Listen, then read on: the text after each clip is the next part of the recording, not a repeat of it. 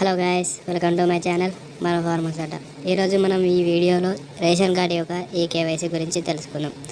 తెలంగాణలో నకిలీ రేషన్ కార్డుల ఏరివేతకు ప్రభుత్వం చేపట్టిన ఈ కేవైసీ ప్రక్రియకు గడువు సమీపిస్తుంది. ఈ నెల 31 వరకు కేవైసీ చేసుకునేందుకు అవకాశం ఉంది.